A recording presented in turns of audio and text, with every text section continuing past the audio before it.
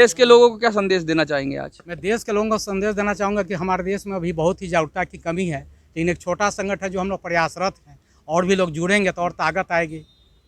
तो ये हम चाहेंगे कि पूरे भारतवासियों से आप लोग देखिए कि आपके देश का राष्ट्रभाषा नहीं है, ये देश की दूसरी आज़ादी है समझिए कि जब आपका मुँह की आवाज़ें छीन लिया जाएगा तो आप कैसे बात करेंगे।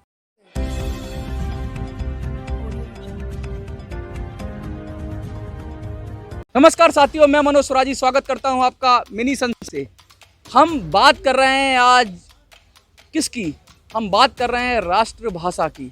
एक देश एक भाषा का जो सपना देखा गया था वो अभी तक कहीं दफन पड़ा है, कहीं कोने में मरा हुआ पड़ा है। आज तक जो हमारे स्वतंत्रता सेनानियों ने, जो हमारे देश को आज़ाद कराने वाले क्रांतिवीरों ने सपना देखा था कि देश के अंदर, क्योंकि भाषा जोड़ती है और एक ऐसी भाषा की परिकल्पना जिससे सब लोग जुड़ें और वो मजबूती से हो। मैं बता दूं आपको, ये भारत देश कई भाषाएं और बोलियों का देश है।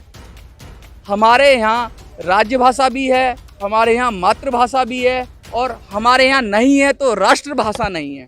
अंग्रेजी हो या हिंदी हो, उनको राजभाषा का दर्जा तो है, लेकिन राष्ट्रभाषा किसी देश की पहचान उसकी भाषा से होती है, उसकी गरिमा उसकी भाषा से होती है। इसके लिए कई सालों से आंदोलन पे आंदोलन होते रहे हैं, लेकिन भाषाई विविधता के कारण कहीं ना कहीं ये बात दबती रही है।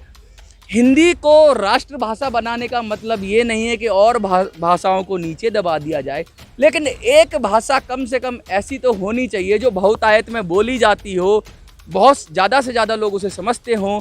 उस भाषा को उतना महत्व मिलना चाहिए और जब राष्ट्रभाषा हमारी एक होगी तो हम बढ़ चढ़कर उसमें काम कर पाएंगे, आगे बढ़ पाएंगे। आज उसी के लिए कुछ लोग जंतर मंतर पे आ गए हैं। सर, बहुत बड़ा आंदोलन है और बहुत सालों से चल रहा है राष्ट्रभाषा के लिए, क्या देखते हैं, क्या स्कोप देखते हैं? देखिए, हम लोग तो जब मालूम हुआ 1997 में कि हमारे देश का कोई राष्ट्रभाषा नहीं है, विश्व में सभी देश है जिसका राष्ट्रभाषा, अभी भारत एक ऐसा राष्ट्र है जिसका कोई राष्ट्रभाषा नहीं है, तो सर्वोदय समाज एक संगठन तैयार करके हम लोग जो है हिंदी को राष्ट्रभाषा बनाने के लिए और सर्वोच्च न्यायालय में हिंदी लागू करवाने के लिए दो मुद्दा को लेकर हम लोग आंदोलनरत हो गए। तो हम लोग 1997 से पहले बिहार का दौरा किए, पूरे जगह, बंगाल में भी 2-3 जिला हम लोग गए। उसके बाद हम लोग 2011 से निरंतर जो है हम लोग जंतर मंतर हो, चाहे जेएनयू हो, चाहे डीयू हो, चाहे जामिया हो, चाहे तिहाड़ जेल हो, विभिन्न जगहों पर हम कार्यक्रम करते आ रहे हैं, इंडिया गेट से लेकर। लेकिन ये देश का दुर्भाग्य है कि आज हिंदी दिवस के दिन होते हुए भी सर्वोदय समाज के टीम को राजघाट पर रोका गया दर्शन देने के लिए। क्या कारण था कि आप लोग अंदर नहीं जा सकते, ये परवरिश माने ख़त्म कर दिया गया नियम के द्वारा। दूसरा, जंतर मंतर पर यहाँ पर जो कार्यक्रम होता था, पहले हमेशा हम लोग कार्यक्रम करते थे, शाम यहाँ पर दीप प्रज्वलित करते थे, लेकिन इस बार हम लोग को लगा नहीं, आपको 2 घंटा से 3 घंटा ही बैठना है, क्योंकि 2-1.5 घंटा तो हम लोग बैठ कर दरियागंज थाना में गिरफ्तार कर लिए गए थे, राजघाट पर से उठा लिया गया था। उसके बाद वहाँ से आया तो हम लोग जंतर मंतर फिर ये बात आप समझाने में क्यों कामयाब नहीं हो पाते हैं कि हिंदी को राष्ट्रभाषा बनाने से किसी अन्य भाषा का कोई अधिकार कम नहीं हो जाएगा? देखिए सर, समझाने का कि 99% हमारे देश की जो IAS IPS है, अगर आप पत्रकार हैं, आप पूछे जितने IAS IPS हैं, पुलिस कमिश्नर से पूछ दीजिए कि आपका देश का राष्ट्रभाषा क्या है, वो भी बोलेगा हिंदी, क्योंकि उसे मालूम नहीं है। IAS IPS करना, हम तो समझ गोबर पढ़ के IAS IPS बना है, हम ये जानते हैं। लेकिन मेरी छोटी सी बच्ची है, उसने आज सुबह ही सुबह ये बात उठी तो उसने कहा कि हमारे देश की कोई राष्ट्रभाषा नहीं है। मैंने कहा तुझे कैसे पता? कि मैंने गूगल पे देखा है। मैंने कहा हिंदी? कह रही वो राज्य भाषा है। तो मैंने उससे पूछा मातृभाषा क्या होती है? कह रहा मातृभाषा तो मुझे नहीं पता। तो मैंने उसको समझाया कि मातृभाषा वो होती है जो माँ की भाषा होती है, जो हमारी बोली होती है। लेकिन राष्ट्रभाषा अगर हो जाएगी तो किसी और को क्या फ़र्क पड़ जाएगा, लेकिन हमारे देश का तो गौरव बढ़ेगा। गौरव बढ़ेगा इसलिए कि हम केरला हो, चाहे तमिलनाडु हो, चाहे कर्नाटका हो, या आंध्र प्रदेश हो, महाराष्ट्र हो, सब जगह हिंदी को लेकर बहिष्कार होते रहा है और आज भी हो रहा है। क्योंकि आपको मालूम होना चाहिए कि यही सर्वोदय समाज है। 2009 में जब अब्बू आजमी विधानसभा में हिंदी में शपथ लिया था, महाराष्ट्र नवनिर्माण सेना के राज ठाकरे ने उसे बहुत ही मारा पीटा। यही सर्वोदय समाज का अध्यक्ष है जो हमारे 5 क्रांतिकारी साथियों ने 2009 में उसको 25 दिसंबर को शूट करने का मैंने यहाँ से जारी किया था प्रमाण, और उसी कारण से आज भी उसको बॉडीगार्ड लगा हुआ है राज ठाकरे। आप तो बहुत ही खतरनाक तरीके से आपने, मतलब ये भी देश में नहीं होना चाहिए, लेकिन इतने क्रांतिकारी विचार नहीं होने चाहिए, इसको हम समर्थन तो नहीं करेंगे, लेकिन हाँ, अपनी बात कहने का अधिकार है। अधिकार इसलिए कि समझिए कि सर हिंदी भाषा बोलने वालों को जब शपथ लिया तो उसको मारा पीटा गया, और जब मीडिया में देखा हमने तब उसको मैंने अल्टीमेटम दिया मारने का, 25 दिसंबर को मैं तुम्हें सूरज नहीं देखने देंगे, और 25 दिसंबर उसको बॉडीगार्ड लग जाता है, वाइस का सुरक्षा मिल जाता है। उनको भी डर है, डर तो है कि हिंदी के खिलाफ अगर कुछ करेंगे, लेकिन हिंदी को दूसरी भाषाओं को हिंदी के खिलाफ खड़ा करके पॉलिटिक्स क्यों कर दी जाती है, जबकि हिंदी कभी किसी भाषा की विरोधी नहीं रही है। और ज़्यादातर राज्यों में साउथ इंडियंस भी हैं, वो हिंदी समझ तो लेते ही हैं, बोल ना पाते हों, लेकिन मैंने देखा है हिंदी सबको समझ में आती है। और ग्लोबल तो इतना साहित्य है, इतना लिटरेचर है, इतना काम है, सिर्फ ऑफिशियली तो बनाना है उसको। अगर राष्ट्रभाषा बना देते तो इनमें दिक्कत क्या आती है? दिक्कत आता है राजनेताओं के लिए कि हमारा वहाँ से सत्ता चली जाएगी, कर्नाटक से चली जाएगी, केरला से चली जाएगी, तो इस उधेड़बुन में लोग जो है समर्थन नहीं कर रहा है। जबकि पिछले वर्ष ही गृह मंत्री अमित शाह जी ने बोला एक मंच से कि हिंदी को राष्ट्रभाषा हम बनाकर ही दम लेंगे, ये अमित शाह जी का बयान है। तो कम से कम लोग जागा तो है, आज धीरे धीरे कम से आज मीडिया वाले भी और चाहे भी जाना कि नहीं हमारे देश का कोई लैंग्वेज नहीं है।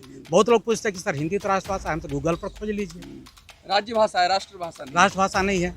तो ये देश का दुर्भाग्य है, और हिंदी को राष्ट्रभाषा बनाने से क्या कि हम आपसी भाईचारा पनपेगा। और हिंदी का मतलब ऐसा नहीं है कि हिंदी के बहुत सारी वर्जन हैं, तो ऐसा नहीं है कि हिंदी अगर पंजाबी भी ले लें या कोई और भी भाषा ले ले, तो भोजपुरी ले ले, तो हिंदी हल्का हल्का रूप चेंज हो जाता है। तो सबको मिक्स करके ये बना है हिंदी। तो हिंदी में उर्दू भी है, अंग्रेजी भी है, संस्कृत भी है, सब कुछ है। तो ऐसी भाषा बना सकते हैं अगर ये सब भाषाओं के शब्द लेकर, और उसको एक तरह से नई उसको खाका तैयार करके और बना सकते हैं, तो बना सकते हैं। और हिंदी भाषा बनने से आपका तो लोकप्रिय भाषा है, आज भारत ही नहीं पूरे विश्व में हिंदी लोकप्रिय भाषा बन चुकी है। अंग्रेजी के बाद अगर दूसरा भाषा बोला जाता है माने हिंदी आ चुका, करोड़ों लोगों की भाषा है, करोड़ों क्या आप अरबों लोगों की बोल सकते भाषा हो गया है सर। तो इसलिए हम लोग ये लड़ाई लड़ रहे हैं, अहिंसात्मक रूप से दिख ही रहे हैं। कभी देश के लोगों को क्या संदेश देना चाहेंगे आज? मैं देश के लोगों को संदेश देना चाहूँगा कि हमारे देश में अभी बहुत ही जागरूकता की कमी है, लेकिन एक छोटा संगठन है जो हम लोग प्रयासरत हैं, और भी लोग जुड़ेंगे तो और ताकत आएगी। तो ये हम चाहेंगे कि पूरे भारतवासियों से आप लोग देखिए कि आपके देश का राष्ट्रभाषा नहीं है, ये देश की दूसरी आज़ादी है। समझिए जब आपका मुंह का आवाज़ें छीन लिया जाएगा तो आप कैसे बात करेंगे? तो कहना ये था हमको कि हमारे देश का देखिए दुर्भाग्य कितना, हमारे देश के सटा हुआ जो सऊदी अरब, वहाँ पे पहला अधिकारित भाषा अरबी है, दूसरा इंग्लिश है, तीसरा कुछ वर्ष पहले मतलब कुछ संख्या के लोग जो वहाँ रहते हैं हमारे भारत के, उसको देखते वहाँ पे अधिकारित भाषा न्यायालय में हिंदी को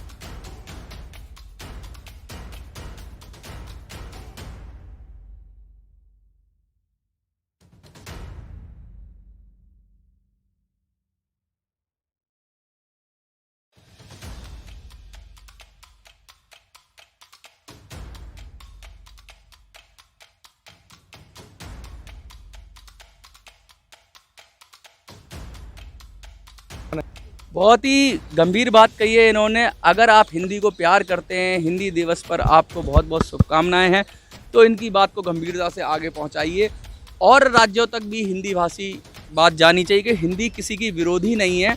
हिंदी भाषा को राष्ट्रभाषा बना देने से किसी भाषा का कोई कम नहीं हो जाता है। राज्य भाषा और बनाइए, और राज्य भाषाओं को दर्जा दीजिए, और भाषाओं को 8वीं अनुसूची में और भाषाएं शामिल करिए, लेकिन हिंदी को राष्ट्रभाषा बनाइए, ऐसा इनका मत है, और ऐसा करोड़ों लोगों का मत है जो हिंदी बोलते हैं और हिंदी में बात करते हैं। अगर आपको वीडियो अच्छी लगती है तो चैनल को सब्सक्राइब करिए, वीडियो को लाइक करिए, वीडियो को शेयर करिए और हज़ारों लाखों लोगों तक इनकी बात पहुंचाइए, जिससे आंदोलन को बल मिले। जय हिंद, जय भारत।